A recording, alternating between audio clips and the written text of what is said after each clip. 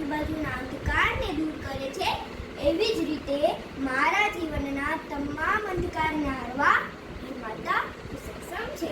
તું મારા માટે સ્વયં જ્યોતિ રૂપ છે, માં, કે જેની દરેકે દરેક ક્ષણ પોતાના બાળક સાથે વળાઈ ગયેલી છે. તેમને સખત પ્રયત્નો કરતી અને સમગ્ર જીવન જોડાઈ ગયેલું છે એવી આપ સર્વે માતાઓના ચરણોમાં કોટી કોટી વંદન. દરેક કલાકાર પોતાની કલાકૃતિને કંઈક ને કંઈક નામ આપતો જ હોય છે, પરંતુ માં જેવો કલાકાર આ દુનિયામાં કોઈ નથી. કારણ કે માં બાળકને જન્મ તો આપે જ છે, પરંતુ નામ પિતાનું આપે છે. માતૃવાત્સલ્ય એ ખરેખર બાળકનો જન્મસિદ્ધ અધિકાર છે.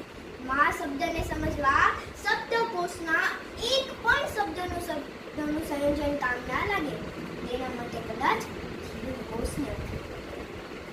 ભગવાને પોતાને એવા પ્રતિનિધિને આપણી પાસે હાજર રાખેલ છે જે ક્ષણે ક્ષણે આપણી કાળજી લે છે. માં શબ્દને સમજવામાં આવ્યો હશે ને ત્યારે જ ભાષામાં અનન્વય અલંકાર પ્રગટ્યો હશે. માં તે માં જેની તુલના બીજા કોઈ સાથે શક્ય જ નથી.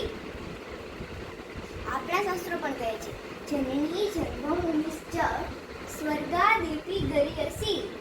માં એ કોઈ વ્યક્તિવાચક શબ્દ નથી, માં એક ગુણવાચક શબ્દ છે. અનેક ગુણો, પ્રેમ, કરુણા, મમતા, સહનશીલતા, આ દરેકે દરેક ગુણોનો અખૂટ ભંડાર છે એ માતા છે. એક માનું જીવન પોતાના બાળક સાથે એટલી હદે જોડાયેલું હોય છે અને જે 4 વસ્તુ દ્વારા અભિવ્યક્ત થતું હોય છે: પ્રેમ, કરુણા, સમય અને સવલત. અહીંયા પ્રેમનો અર્થ તાદાત્મ્ય છે. બાળક જ્યારે બોલાવે છે ને ત્યારે માં સમજી જાય છે કે તે શું કહેવા માંગે છે. દર વખતે બાળકને બોલવું પડતું નથી. આ પ્રેમની, આ તાદાત્મ્યની લાગણી એ પ્રેમ છે. સમય એટલે પ્રાધાન્ય. દરેક કામને બાજુ પર મૂકી બાળક જ્યારે બોલાવે ત્યારે માં જવાબ આપે છે.